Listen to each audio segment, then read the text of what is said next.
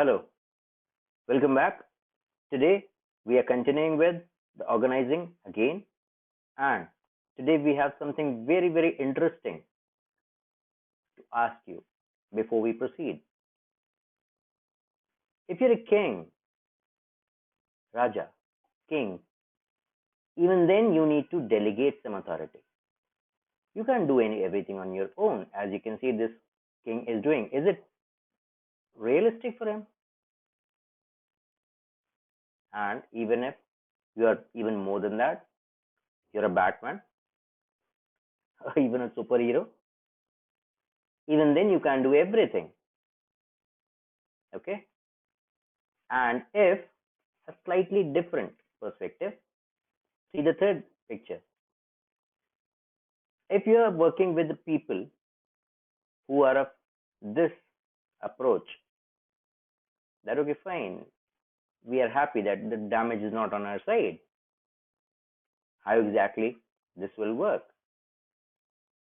So today we are going to address these issues, and the agenda is delegation of authority and decentralization, the most important one, because without these no organization can survive.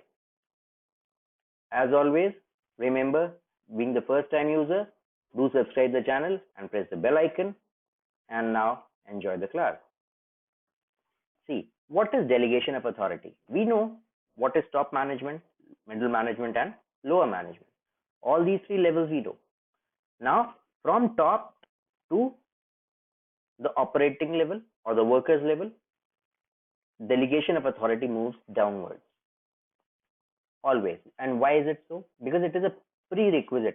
It is basically required for efficient working or functioning.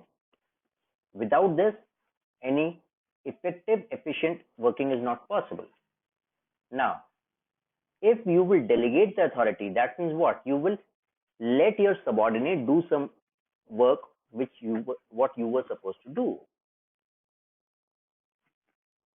Something that you were supposed to do. That means, suppose if we are talking about a bank manager, if he is saying that okay, fine, let's say any document or any transaction up to rupees 5 lakh should not be coming to me. It should be taken up by the assistant manager. That means what? What will he do? What has he done? The manager has delegated all the transactions up to rupees 5 lakh to his assistant manager, and as a result, manager will be able to focus on bigger things, even more important things. That means something above 5 lakh, and his workload, his burden will be reduced a lot. Clear? So, and what will happen to the assistant manager? It will satisfy his need of recognition that yes, I am being trusted by my boss. My boss trusts me. My organization believes in me. And now this is a very big motivation for any employee.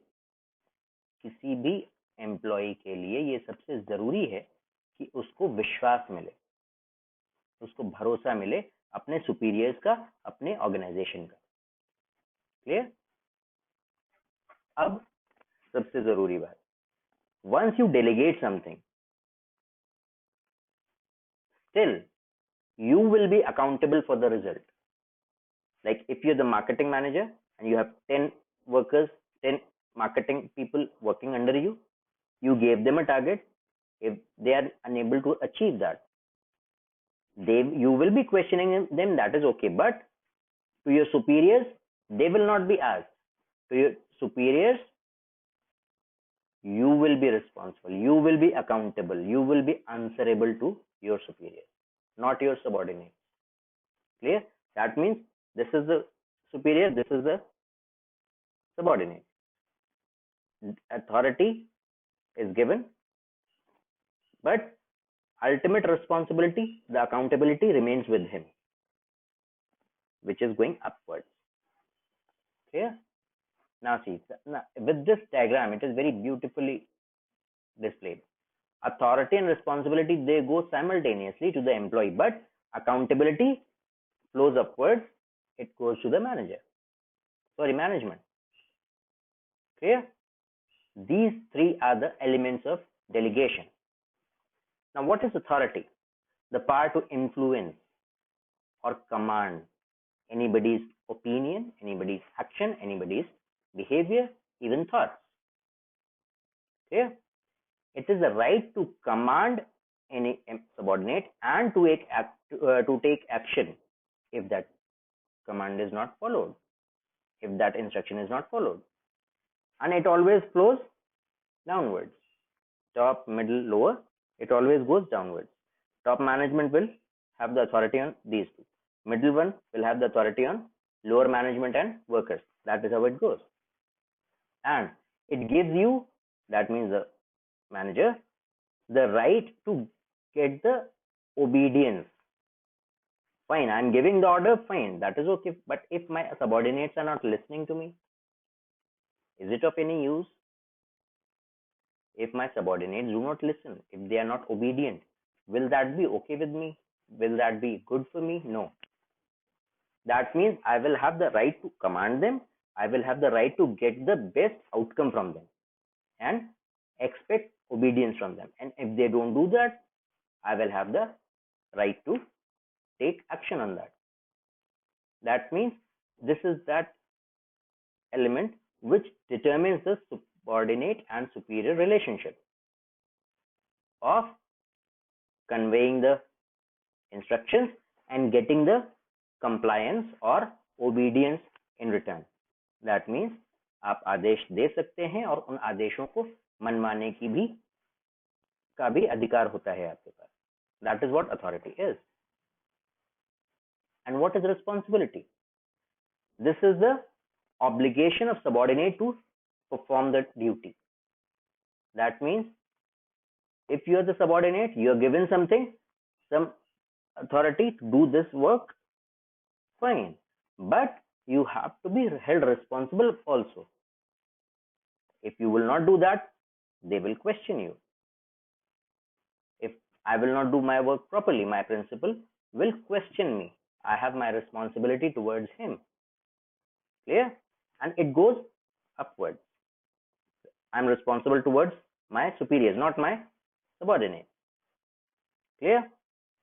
And if, now something very important, if I am given the authority and I'm not given any responsibility, or responsibility is lesser, then what will happen? I will misuse my authority, because power corrupts the people. आपको कुछ अधिकार मिल जाते हैं तो साथ में जिम्मेदारी भी मिलती है. Okay, with authority comes responsibility. And if you are held responsible for everything, but you are not authorized or you don't have any authority to, you will never be able to do anything. You will be just inert. You will be ineffective. आप कुछ भी नहीं कर पाएंगे. आपके पास ऊपर जिम्मेदारी है लेकिन आपको अथॉरिटी नहीं है. Clear? Now, accountability. It is that glue which ties the commitment to the result. It's a very good quote. I found it, so I put it here. It means being answerable to the management for the final result. It never goes downwards. It is always moving upwards. It flows upwards in the whole hierarchy, top, middle, and lower. It goes upwards. But the most important thing is that it is never going into the, let's say, the forced procedure. It is always moving upwards. It indicates that the manager has to prove himself or ensure that the proper duties are being discharged by him and his subordinates also. That means if I am the manager, I have 10 marketing people under me, and I was given a target of, let's say, 20,000 computers should be sold in 1 month, and I gave it to my team, and the team is unable to achieve that. Fine, I will question them, but I will be ultimately responsible towards my, or accountable towards my superiors. That is what accountability is. In Hindi, we call it Jawabdehi. Okay. And if we delegate, what are the benefits? What is the importance of it? Management becomes effective. It is easy to control the people, easy to control the work. Employees develop with the job. They get better responsibilities, they get better opportunities to excel, to develop themselves. It improves their motivation. Then, in long run, organization grows with this. It helps in growth of the organization. And with this delegation process, we are able to have a proper management hierarchy, management levels. And when we delegate, what do? We are able to coordinate better, because we have, at top management, we have lesser work to do, more important and vital jobs, more important policies and decisions to be taken. So coordination process becomes better, improved. See, that is what is summarized here in this table. Okay. Please make sure you people note down all these points. Okay.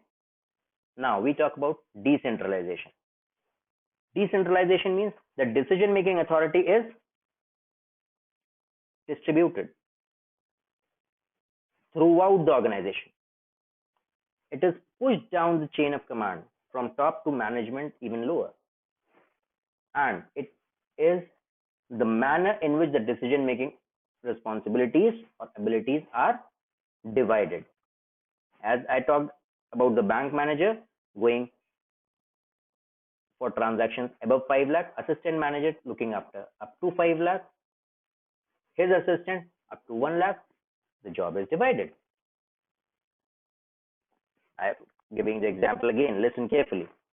एक manager है, एक assistant manager है और एक उसका भी assistant है. Assistant को अथॉरिटी है कि वो 1 लाख रुपीज तक के डॉक्यूमेंट्स उसके पास आएंगे, वो सबको देखेगा और साइन कर देगा, ओके हो जाएगा. 1 लाख से ऊपर up to 5 lakh assistant manager के पास पहुंचेंगे transaction, he will look after them, and above 5 lakh will go to branch manager. तो हुआ क्या, हर लेवल पे आपने डिसेंट्रलाइज कर दिया पूरा decision making authority, and as a result what is happening, every level has got their workload defined, reduced, and they are able to focus on that, giving better results. Now, just like decentralization, and now remember, decentralization is good, is a better way of doing the things in bigger organizations. Because see, if you take the example of, let's say, Reliance Industries, do you think Mukesh Ambani will be able to take every single decision of his company or of his groups of companies? It is not possible. So it is a situation, or it depends on the demand of the hour. What is required by the organization, what is required at that possible time. Now, if we talk about centralization, what is that? As I talked earlier, decentralization is distribution of decision making authority to different levels in hierarchy. Now, centralization is just the reverse. Here we are localizing, we are concentrating the decision making authority at one place, at the higher level or in one designation. Decentralization, it is distributed. In centralization, all the decision making goes to one person or the ultimate supreme authority, and as a result, what happens, any kind of activities or functions to be performed, they have to be taken permission from that very person. In decentralization, it implies delegation at all functions, at all levels, even up to the lowest level of management, that is the last stage or the last step of hierarchy, last level of hierarchy. So this is what is the basic conceptual difference between centralization and decentralization. But remember, now this particular slide is very important. Take good note of it. See the diagrams. All the decisions are being taken by one person, and he is the center of attraction for everyone. But in decentralization, we have different areas defined. As a result, every single point or the decision making center is not overburdened.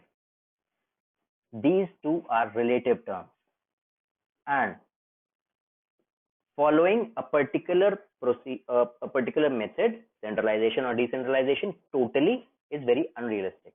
So there has to be a balance between these two, because every organization is having the situations which may require centralization or even decentralization.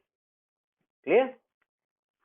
Decentralization is something which is the distribution of decision making authority. Centralization is concentration of it. Fine. But depending on the situation, depending on the requirement of the organization, we adopt to these, either of these. If required, we'll switch to decentralization. If required, we'll switch to centralization. Like in crisis, like in emergencies, it has to be centralized situation. It cannot go decentralized. There will be a lot of confusion. Okay. What is the benefit of decentralization? It creates a feeling of taking initiative in the subordinates. Just like delegation, it develops managerial talents for future. It ensures quick decision making. It never wastes time. Then at the top level, the people are reduced from the burden. People have reduced burden. So there's relief and they're able to focus on more important areas. It facilitates growth. Now that is what is the benefit of decentralization. Now see, the whole delegation concept and decentralization concept is summarized here in this comparison. Delegation is compulsory because no one person can do everything. Decentralization is optional. You want to, you can do that, otherwise it's okay. Then in decentralization, delegation, the subordinates are under stricter control, more control on them. But in decentralization, they are relieved from that. For everything, they have to ask. In delegation, fine, you gave the job to me. Even if you have delegated to me, still for every proper decision, I have to look to you. But if it is decentralization, that okay, fine, this is how, up to this limit you are supposed to do. Fine, up to that level, I'm free to do whatever I want. I'm free to take my call or free to take my decision. That is, it is a process of sharing the task. Okay, na? Then decentralization is a policy decision which is taken at the top and implemented through the chain of command. Delegation is very smaller term, temporary phased. Decentralization is a wider term, and it is a stretch or you can say extension of delegation. And delegation is done to reduce the burden of the manager, and delegation is done to improve the initiative and abilities and role of the subordinates in decision making process and giving them autonomy or independence. Clear? That's it.